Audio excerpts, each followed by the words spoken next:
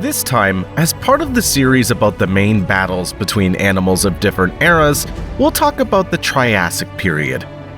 This period was the first in the Mesozoic Era, the era of the dominance of dinosaurs. In it, the evolutionary arms race unfolded more vividly than in previous geological eras. The first lizards appeared in the air, on land, and in the oceans, some of which were predatory, others herbivores. The former actively hunted the latter and at the same time competed with each other for the upper steps of the food pyramid. In this issue, we'll try to highlight the most interesting and dramatic confrontations of this time. Subscribe to our channel, and that way you'll be the first to know when we post new videos. We also encourage our viewers to actively share their opinions about the work of the channel creators and support us with likes. This allows our videos to be promoted across the platform and give the opportunity to other science lovers around the world to see them. The Triassic Period began approximately 251 million years ago and lasted for almost 50 million years. At the very beginning, a type of lizards called archosaurs appeared. But by the end of the period, real dinosaurs and the first pterosaurs appeared. The end of this period was marked by another mass extinction. It, of course, was not as large as the previous one, the Permian. But even at the border of the Triassic and Jurassic periods, many species of living creatures disappeared from the face of the Earth. The Triassic period was divided into only 2 seasons. The first was dry and hot, and the second was wet. During the dry half of the year, reservoirs dried up and many areas turned into real deserts. The second half of the year, the Earth was flooded with constant rains. Nature flourished. Dense thickets appeared around reservoirs. Among the plants, gymnosperms predominated.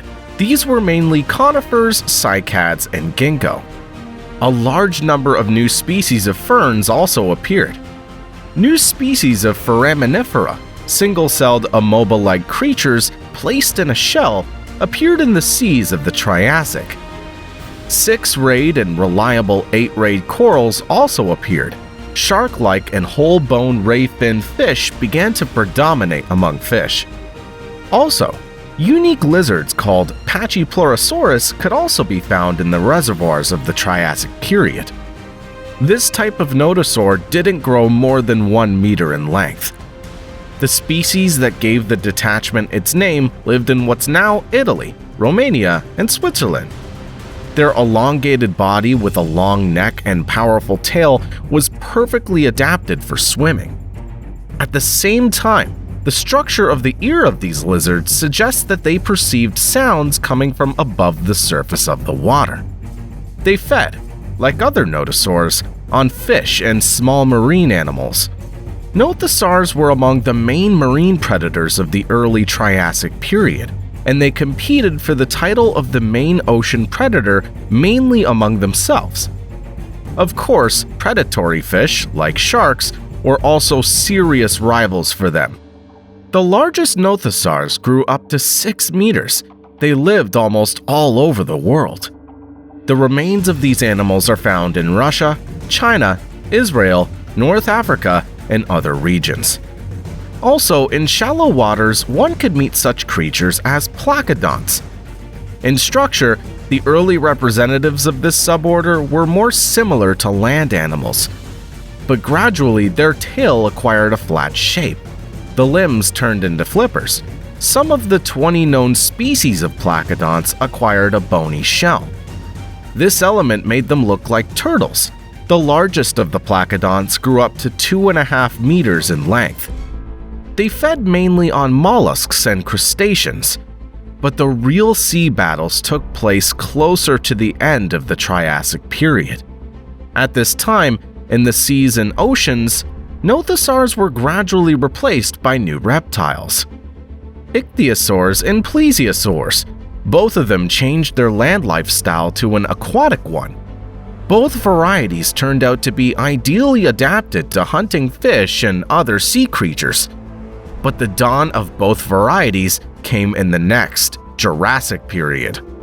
Therefore, we'll tell you more about the confrontation between ichthyosaurs and plesiosaurs in the next issue. Compared to the previous Permian period, life was simply in full swing in the airspace of the Triassic. Before the Great Permian extinction, only insects were real flyers, and larger animals were just trying to master gliding from tree to tree. Now, not only insects were flying in the air, but also a large number of flying lizards, pterosaurs.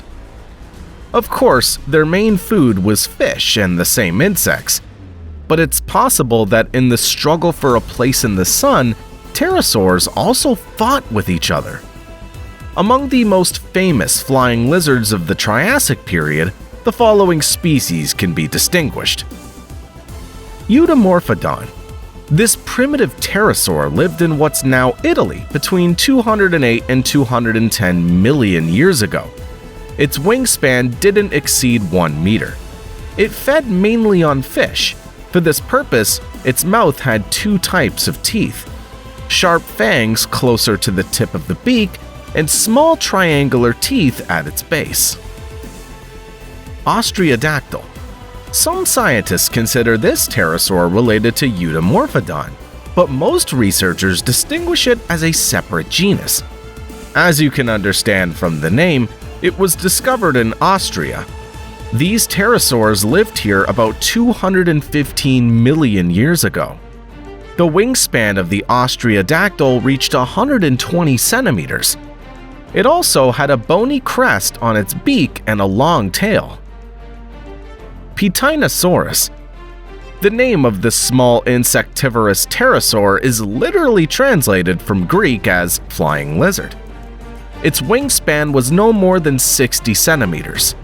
Pitinosaurus belongs to the most common group of pterosaurs, Dimorphodon. This means that it has a pronounced division of teeth by shape and purpose. Only Pitinosaurus had not 2, but 3 types of teeth. Priondactyl. This was an even earlier and even smaller species of pterosaurs. Its remains were also discovered in Italy, in the Prion Valley. They're about 228 million years old. The wingspan of the Priondactyl was no more than 45 centimeters. It ate fish and insects. By the way, if we talk about insects, then in the Triassic period, the development of this group of living creatures was very intensive. During the entire period, a large number of species of lacewing appeared. In the middle of the period, beetles and hemiptera reached their peak, dragonflies and mayflies. At the very beginning of the period, there were no land beetles. Although before the Permian extinction, they were widely represented throughout the planet. At the end of the period, such a large order of insects as Diptera appeared. Hymenoptera insects also appeared. However, during the Triassic-Jurassic extinction, many species of insects disappeared. Titanoptera insects were characteristic of the Triassic period. During this period, they managed not only to appear, but also to die out. To date, scientists know 46 fossil species of these Orthoptera. It's known that these insects were predatory. They developed with incomplete metamorphosis. Now, such a mechanism is typical for dragonflies. Their head in shape and structure was similar to the head of early praying mantises. The front legs were adapted for grasping. Also, unlike other Orthoptera, they were able to make sounds by rubbing one wing against the other in a folded position. The sound apparatus of modern representatives of this superorder is arranged a little differently. It's quite possible that the Titanopterans themselves, like other insects of the Triassic period, served as food for the first frogs. One of the first species of these creatures is considered to be Tritopatrak. This frog, native to Madagascar, had a length of up to 10 centimeters. It's noteworthy that this particular creature is not a direct ancestor of modern tailless ones. The skull of Tritobotrak was wide and similar in structure to modern tailless frogs, but its body was somewhat more elongated due to the larger number of vertebrae. This fossil frog also had a small tail, but the main interest in terms of the confrontation of different species of animals for us is the inhabitants of the land. At the beginning of the Triassic, representatives of the Permian period, synapsids, lived out their days. During this time, one could meet such an animal known as Lystrosaurus or Placerius. Also, at the beginning of the Triassic period, a new species of synapsids appeared, Trinaxodon. This small creature lived in burrows and hunted insects and small animals. But it was its descendants who became the winners in the evolutionary race. Trinaxodon was similar to reptiles in many ways, but it already had features inherent in mammals. It and similar animals became a transitional form and gave rise to the development of a group of creatures, which include humans. But the most successful animals by the end of the Triassic period were dinosaurs. And if the animals of the Permian period are the calling card of the corresponding region of Russia, then Argentina can be proud of the study of the Triassic. It was here that the earliest dinosaurs were found. There's also a Triassic park in this country, Talampaya, and some exhibits in this park depict battles between dinosaurs. For example, one of the central compositions of the park is the attack of a Zooposaurus on a large sauropod, a Coloratosaurus. Zoopasauruses lived in South America at the end of the Triassic and the beginning of the Jurassic periods. In their structure, they were classic theropods of medium size. They were distinguished by a long, flexible neck and an elongated, narrow mouth. The body length of these lizards, according to various estimates, ranged from 4 to 6 meters, and their weight could reach 250 kilograms. The first part of the name of the Zooposaurus was taken from the language of one Indian tribe inhabiting this territory. In their language, this was the name for an evil spirit or devil. Accordingly, its name means devil lizard. The name of the Coloratosaurus comes from the area where it was discovered. The remains of this and many other Triassic dinosaurs were found in the Los Colorados Formation in the province of the same name. The Coloratosaurus is a classic long-necked sauropod. Only in the Triassic they had not yet reached such gigantic sizes as in the subsequent periods of the dinosaur age. Its body length was only about 7 meters. Another sauropod dinosaur was discovered in the same area. It received its name in honor of the famous popularizer of paleontology, Donald Lessem. The scientist who discovered it, Jose Bonaparte, gave it the name Lessemosaurus. The body length of this sauropod could reach 9 meters. Another herbivorous sauropodomorph dinosaur from the Triassic period was discovered in the province of La Rioja. Thanks to this, it was named Riojasaurus. It's one of the earliest sauropods discovered. Its remains are from 210 to 220 million years old. Despite many similarities with later representatives of this group, Riojasaurus has one significant difference. The latest studies of its skeleton have shown that this dinosaur moved not on 4, but on 2 legs.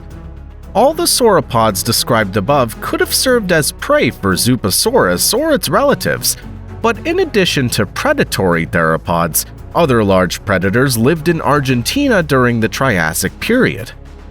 In the Talampaya Park, there's a figure of a 10-meter crocodile, Physolocicus. This monster is simultaneously a relative of both crocodiles and dinosaurs. Also in the Triassic period, such creatures as archosaurs were common. They most likely became the ancestors of real dinosaurs. In the Argentine Triassic Park, there's such a unique animal as Lagosicus. Due to its modest size, only 40 to 50 centimeters, it received a name meaning crocodile the size of a hare. At about the same time, another archosaur, Desmatosuchus, lived in the United States. It was up to 6 meters long and 1.5 meters high. This archosaur weighed up to 1 ton. Its back was covered with a bony shell and protected by spikes. It's believed that these creatures became the ancestors of ankylosaurs. Perhaps such armor was necessary to protect against the largest predator of North America at that time, Postosuchus. This predatory archosaur could grow up to 4 to 5 meters in length and up to 3 meters in height. Such a giant could weigh up to half a ton. In addition to Desmatosuchus, its food could have been reptiles such as Trilophosaurus and Typothorax. The first animal resembled a large iguana in appearance and habits. They grew up to 180 to 250 centimeters in length and were herbivorous. Typothoraxes resembled monitor lizards or crocodiles in appearance, but at the same time, they were herbivorous. Their length was about 2.5 meters, and their weight was up to 100 kilograms. As a defense mechanism, Typothoraxes acquired bone armor with small spikes along the sides and at the base of the tail. But such protection wasn't very effective against large predators, and in Scotland, in the period from 227 to 237 million years ago, another primitive archosaur lived, Ornithosuchus. Despite the fact that its name means crocodile bird, it was the main predator of its region. Its length was up to 4 meters, and in the structure of the skull and teeth, it resembled a Tyrannosaurus, or Tarbosaurus. Because of this, it was long considered the ancestor of all tyrannosaurids. The main prey of Ornithosuchus was Hyperopodons. These small rhynchosaurids were found in Europe, Africa, and both Americas. Their body length was up to 130 centimeters. They were herbivorous and fed on seed ferns. For this, they used their large beak. Hyperopodons also had good eyesight and hearing. These tools could also be used to protect themselves from predators. It's believed that the cause of their extinction was the disappearance of a food source, their opponents. Ornithosuchians, like other archosaurs, also did not survive the Triassic-Jurassic extinction. Another carnivorous dinosaur from Argentina of the Triassic period was Eodromius. This small predator was up to 120 to 177 centimeters long, and up to 50 centimeters tall, and weighed from 5 to 12 kilograms. In its structure, it was a classic lizard-hipped theropod. It was agile and could run at a decent speed. In fact, its name translates as early runner. A competitor to predators like Eodromius could well have been the Macetognath. This animal, about the size of a modern fox, belonged to the cynodonts, developed synapsids. Such therapsids were warm-blooded and covered with fur. But at the same time, Macetognaths laid eggs. A characteristic feature of these animals was the functional separation of teeth. Macetognaths had 3 types. At the moment, such animals are considered the main ancestors of mammals. This means that over a long period of time, they won the battle for the top of the food pyramid from ancient reptiles. But evolution does not stand still. Therefore, perhaps in the future, reptiles or some other animals will overthrow mammals, and along with them, people, from the throne of the rulers of the planet. We thank the viewers who watch our videos all the way to the very end. If you want to learn more about the creatures shown in this episode, we recommend watching other materials presented on the channel Age of Dinosaurs. They tell about the evolution of different species of animals that inhabited our planet at different times.